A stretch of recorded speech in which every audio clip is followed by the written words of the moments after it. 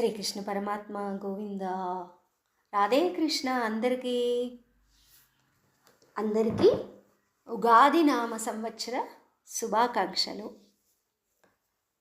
ప్రతి ఉగాది కొత్త పంచాంగంతో మనం ముందుకెళ్తూ ఉంటాం. నేను టీటీడీ పంచాంగాన్ని మరియు అలాగే కంచిపీఠ తెలుగు పంచాంగాన్ని ఫాలో అవుతూ ఉంటాను. అందరం కూడా ఉగాది రోజు పంచాంగ శ్రవణం చేయడం మంచిది అనే, అలాగే తెలుగు సంస్కృతిని ముందుకు తీసుకెళ్ళడానికి ఈ పంచాంగం ఎంతో ఉపయోగపడుతూ ఉంది. అయితే చాలామంది జ్యోతిష్యులు పంచాంగ శ్రవణం, రాశి ఫలాలు టీవీలో, యూట్యూబ్లో అందజేస్తూ ఉంటారు. అది శ్రవణం చేయటం మంచి శుభప్రదం. అలాగే ఆ రోజు మనము పూజా కార్యక్రమాలు అవన్నీ అయిన తర్వాత పొద్దున కానీ సాయంత్రం కానీ మనకి దగ్గరలో ఉన్న గుడిలో పంచాంగ శ్రవణం జరుగుతూ ఉంటుంది. అక్కడికి వెళ్ళి దైవ దర్శనం పూర్తి చేసుకొని పంచాంగ శ్రవణాన్ని వింటే చాలా మంచిగా ఉంటుంది. అయితే ఇక్కడ నేను పంచాంగం వరకు ఈ వీడియోలో తెలియజేస్తూ, అలాగే వివిధ రాశుల యొక్క ఆదాయ వ్యయాలను మాత్రమే తెలియజేస్తాను. రాశి ఫలాలను నేను నవగ్రహ నాడీ పద్ధతిని, చంద్రమాన పరిస్థితులను అనుసరిస్తూ రాస్తూ ఉంటాను. అలాగే మనందరికీ కూడా మన జాతకానికి కాలానుగుణంగా వచ్చే ఫలితాలను నెల నెలా తెలుసుకుంటూ ఉంటే, అలాగే మనకి ఎవరికైనా సరే ఎప్పుడో ఏదో జరుగుతుంది అని అంటే మనకి అంత మైండ్కి ఎక్కదు. అంటే మనకి తొందరగా అయిపోవాలి, ఇమ్మీడియట్గా పనులు అవ్వాలి, ఇమ్మీడియట్గా ఏం జరుగుతుంది అనేది తెలుసుకోవాలని అందరికీ ఉత్సాహంగా ఉంటుంది. సో అలాగే ఇమ్మీడియట్గా జరిగే విషయాలు, ప్రతి నెల జరిగే విషయాలు అంటే టారో కార్డ్స్ ద్వారా స్పష్టంగా తెలియజేయబడతాయి.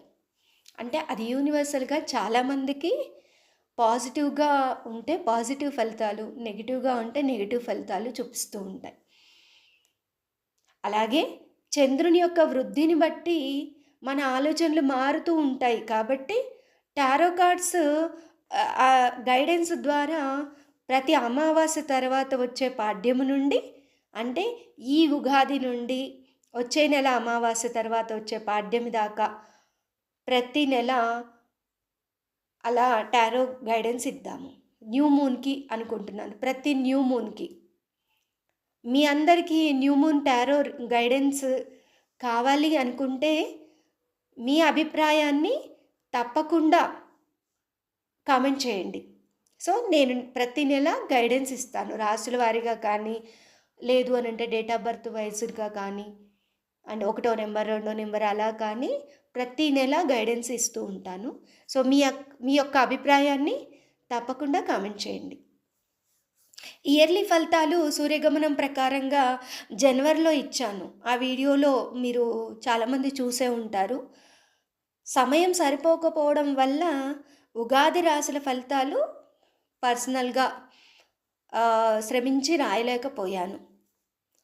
కానీ నేను టారో కార్డ్స్ని బలంగా, యూనివర్సల్గా కనెక్ట్ అవుతాయని, అండ్ అలాగే జ్యోతిష్యపరంగా పర్సనల్ చార్ట్ని బట్టి మన ఫలితాలు ఉంటాయని నమ్ముతాను. అండ్ అందులో నేను మూన్ వైజ్గా చూస్తాను కొన్ని టారో కార్డ్స్. దానివల్ల మనస్తత్వాలు కూడా, మన ఆలోచనలు కూడా ఎలా ఉంటాయి అనేది కూడా గైడెన్స్ ద్వారా ఈజీగా అర్థమవుతాయి. సో ఇప్పుడు పర్సనల్ జ్యోతిషపరంగా చూస్తే పర్సనల్ చార్ట్ని బట్టి మన ఫలితాలు ఉంటాయి అనేది నేను గట్టిగా నమ్ముతాను. మీకు ఒక ఎగ్జాంపుల్ చెప్తాను. ఇప్పుడు గురువు కర్కాటకంలోకి జూన్లో వస్తారు అని చాలామందికి తెలుసు. అప్పటిదాకా కొంతమందికి బాగుంటుంది, కొంతమంది బాగోదు ఏమో అన్న ఆలోచనలో ఉంటాం. అయితే ఇప్పుడు రాశి ఫలాలలో చాలామంది జ్యోతిషులు చెప్తూ ఉంటారు, గురువు కర్కాటకంలోకి వస్తారు, బాగుంటుంది, కర్కాటక రాశి వారికి బాగుంటుంది అలా చెప్తారు. కానీ ఇక్కడ మన పర్సనల్ చార్ట్కి వెళ్ళేసరికి కర్కాటకంలో ఒకవేళ గురుడు ఆల్రెడీ ఉన్నారు అనుకోండి, మన పర్సనల్ చార్ట్లో, మన బర్త్ చార్ట్లో అదే సమయానికి గురుడు అక్కడికి వచ్చారు అనుకుందాం. అంటే ఏంటి? గురుబలం అనేది పెరగడం ఒక మాట అయితే, అక్కడ వ్యయభావం అవుతుంది. కర్కాటకంలోకి సింహలగ్నం వాళ్ళని చూసుకుంటే. ఎగ్జాంపుల్‌గా సింహలగ్నం తీసుకుంటున్నా నేను. కర్కాటకంకి 12వ భావం సింహలగ్నానికి 12వ భావం కర్కాటకం అవుతుంది. ఆల్రెడీ అక్కడ గురువు ఉంటే, మళ్ళీ గురువు వస్తున్నారు అనంటే ఎంత ఖర్చు ఉంటుంది? ఎంత పెద్ద మొత్తంలో ఖర్చు ఉంటుంది? అందుకని నేను పర్సనల్ చార్ట్‌కి ఎక్కువ ప్రిఫరెన్స్ ఇస్తానన్నమాట. అయితే ఇక్కడ గురువు ఒక్కరే కాదు, శనీశ్వరుని తీసుకోండి, నవగ్రహాలను అన్నిటిని కూడా మనం తీసుకొని క్యాలిక్యులేట్ చేయాలి.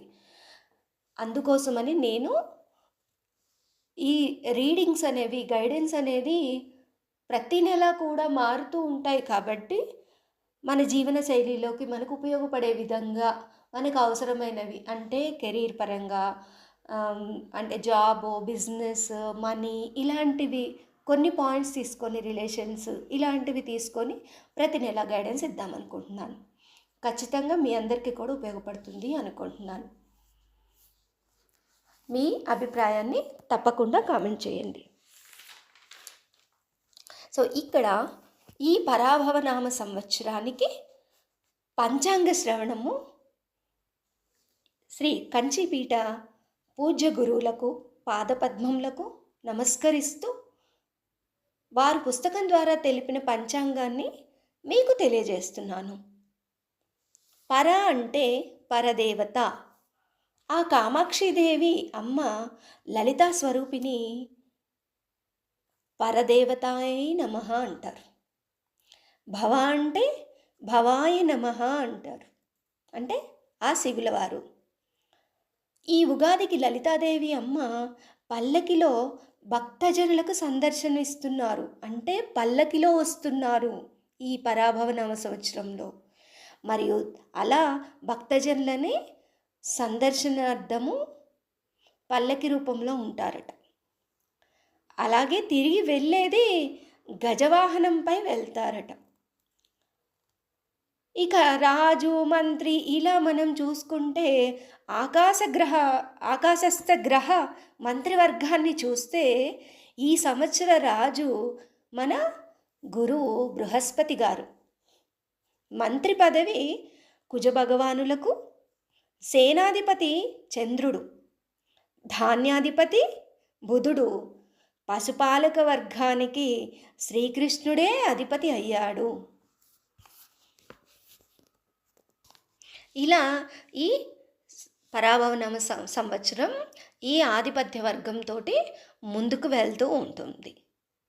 ఇక ఆదాయ వ్యయాలు రాసుల వారీగా విని మీ వార్షిక ప్రణాళికల్ని సరిదిద్దుకోండి.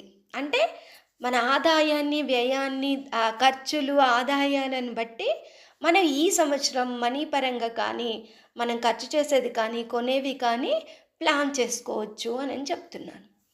సో మేషరాశి వారికి మొదటగా, మేషరాశి వారికి ఆదాయం 14, వ్యయం 2, రాజపూజ్యం 7, అవమానం 1. వృషభ రాశి వారికి ఆదాయం 8, వ్యయం 11, రాజపూజ్యం 3, అవమానం 7. ఆదాయం కంటే వ్యయం ఎక్కువగా ఉంది. మిథున రాశి వారికి ఆదాయం 14, వ్యయం 8, రాజపూజ్యం 6, అవమానం 1. కర్కాటక రాశి వారికి ఆదాయం 8, వ్యయం 5, రాజపూజ్యం 2, అవమానం 4. సింహరాశి వారికి ఆదాయం 11, వ్యయం 2, రాజపూజ్యం 5, అవమానం 4.